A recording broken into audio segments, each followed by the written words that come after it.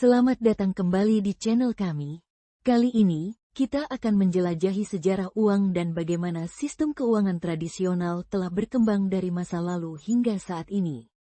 Kami juga akan memperkenalkan Meijin, cryptocurrency kami, dan bagaimana fungsinya sejalan dengan prinsip keuangan modern. Kita juga akan membahas alasan di balik pembentukan komunitas Aptara dan bagaimana kami berusaha untuk menciptakan perubahan positif dalam sistem keuangan global. Kami juga akan menjelaskan bagaimana komunitas Aptara melawan ketidakadilan sistem keuangan yang ada.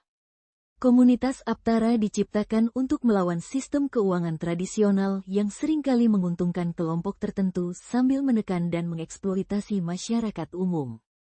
Dalam filosofi Aptara, kami mengidentifikasi kekuatan besar yang mengendalikan sistem keuangan, yang kami sebut sebagai sistem obskura. Sistem ini, termasuk sistem uang fiat, sering dianggap sebagai scam karena konsentrasi kekayaan yang ekstrim di tangan segelintir elit global. Sebagai contoh nyata dari ketidakadilan ini, mari kita lihat 6 individu yang memainkan peran kunci dalam pembentukan Federal Reserve. Sebuah lembaga yang sering dikritik karena keterkaitannya dengan sistem keuangan global dan elit.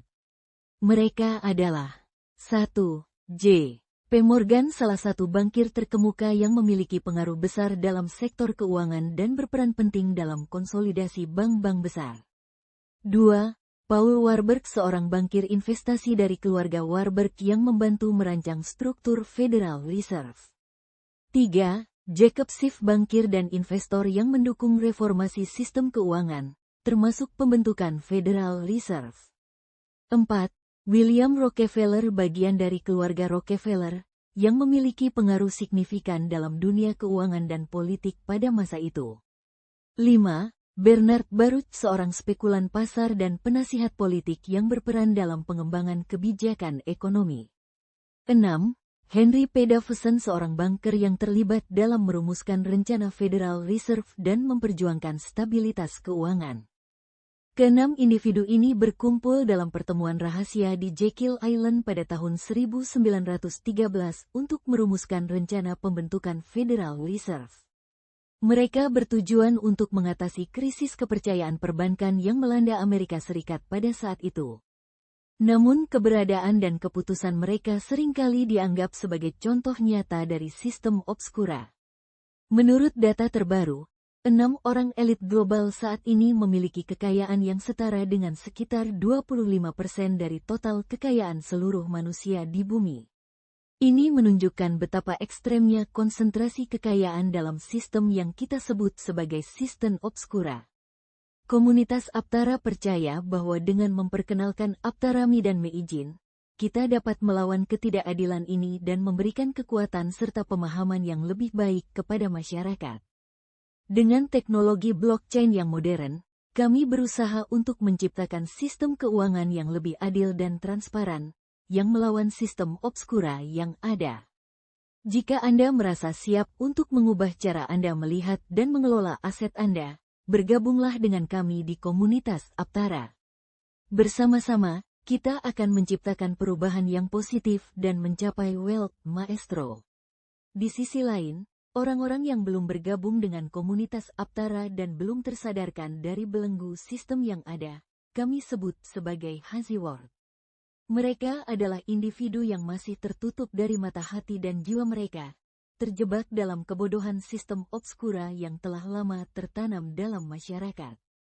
Kami percaya bahwa dengan memperkenalkan Aptarami ke sistem baru kami dapat memberikan kekuatan dan pemahaman yang lebih baik kepada masyarakat. Komunitas Aptara tidak terbatas oleh ruang dan melintasi batas negara. Kami mengajak semua orang di dunia untuk bergabung menjadi Aptarami dan menciptakan generasi Wealth Maestro, orang-orang yang memahami dan mengelola aset mereka dengan kecerdasan tinggi. Pada masa lalu, penambang emas menyimpan emas mereka dengan lembaga keuangan, bankir, dan menerima kertas catatan sebagai bukti penyimpanan. Kertas catatan ini kemudian kita kenal sebagai uang dan digunakan untuk transaksi sebagai pengganti emas fisik yang berat dan tidak praktis. Sistem ini merupakan cikal bakal uang kertas dan lembaga keuangan yang kita kenal sekarang sebagai bank. Seiring waktu, sistem uang yang awalnya dijamin oleh emas mulai berubah.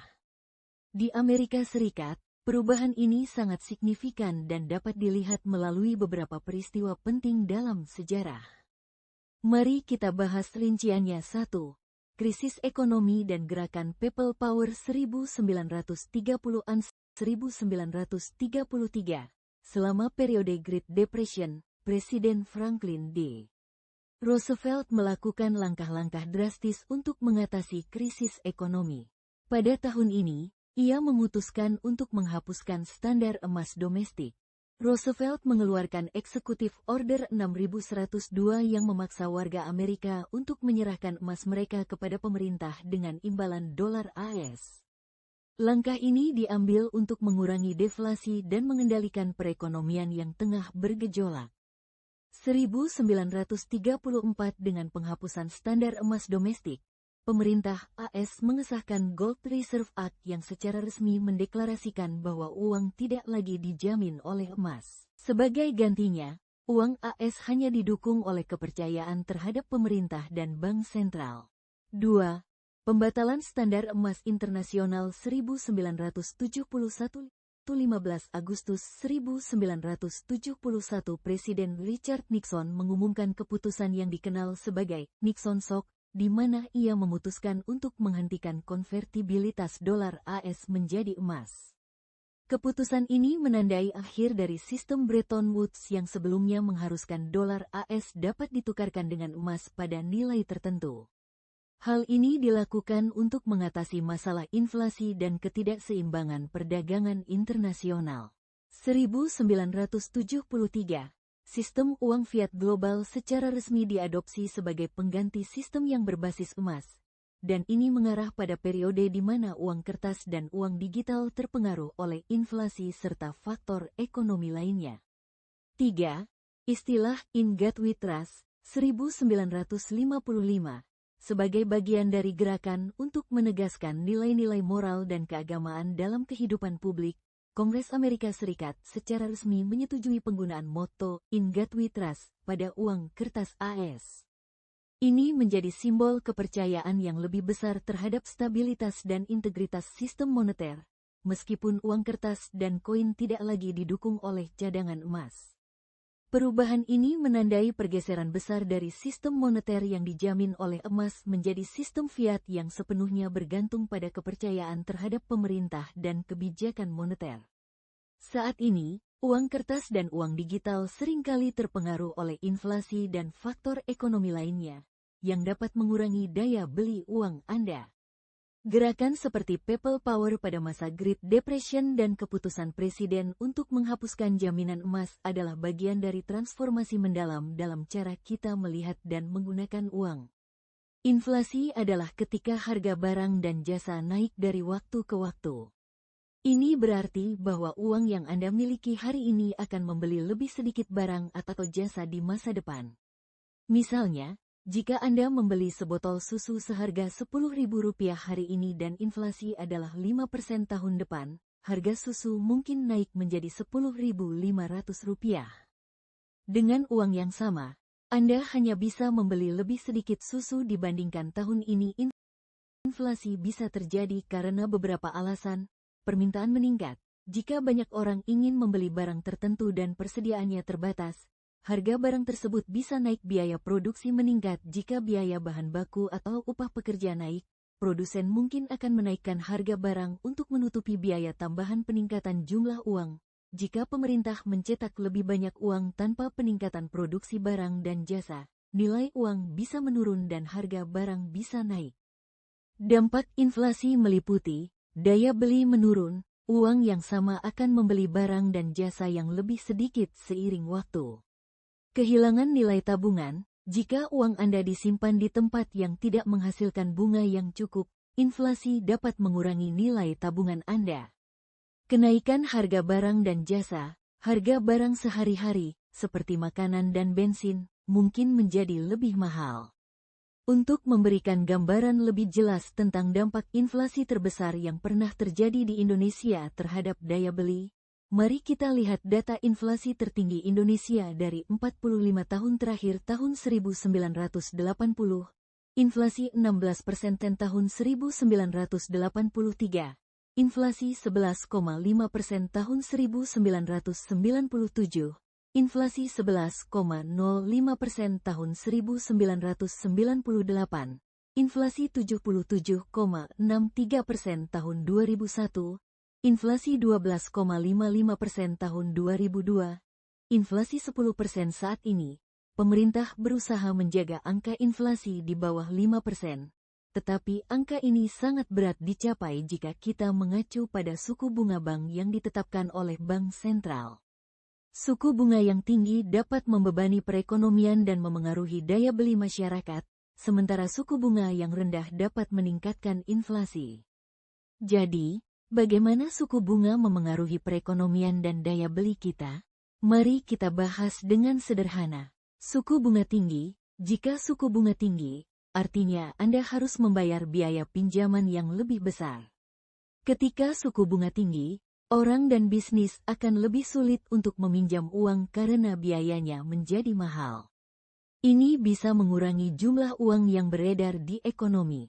Akibatnya, orang menghabiskan lebih sedikit uang, yang bisa memperlambat pertumbuhan ekonomi.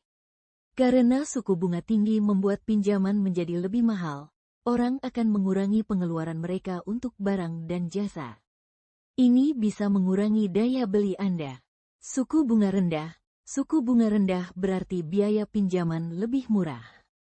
Dengan suku bunga rendah, lebih banyak orang dan bisnis akan merasa mampu untuk meminjam uang. Ini bisa meningkatkan pengeluaran dan investasi. Ketika suku bunga rendah, orang cenderung meminjam dan membelanjakan lebih banyak uang, yang bisa meningkatkan permintaan barang dan jasa. Namun, jika permintaan barang dan jasa meningkat terlalu cepat, bisa menyebabkan harga barang naik atau inflasi. Inflasi berarti harga barang dan jasa meningkat, sehingga uang yang Anda miliki tidak dapat membeli sebanyak yang dulu bisa Anda beli. Ini dapat mengurangi daya beli Anda, meskipun pinjaman lebih murah. Secara singkat, suku bunga tinggi dapat memperlambat ekonomi dan mengurangi daya beli karena pinjaman menjadi mahal. Sedangkan suku bunga rendah dapat merangsang ekonomi tetapi berisiko menyebabkan inflasi yang dapat menurunkan daya beli Anda. Inflasi tahunan 5% selama 25 tahun berarti nilai uang kita telah merosot sekitar 70,5%. Artinya, Rp600.000 pada tahun 2000 setara dengan sekitar Rp2.032.800 pada tahun 2024 dalam hal daya beli.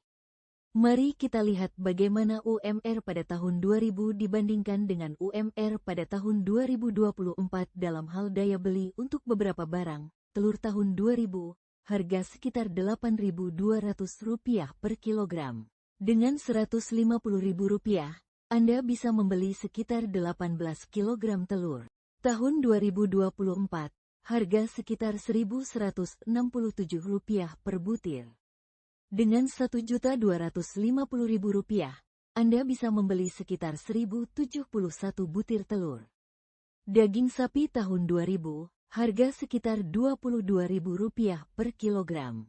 Dengan Rp150.000, Anda bisa membeli sekitar 6,8 kilogram daging sapi. Tahun 2024, harga sekitar Rp200.000 per kilogram. Dengan Rp1.250.000, Anda hanya bisa membeli sekitar 6,25 kilogram daging sapi.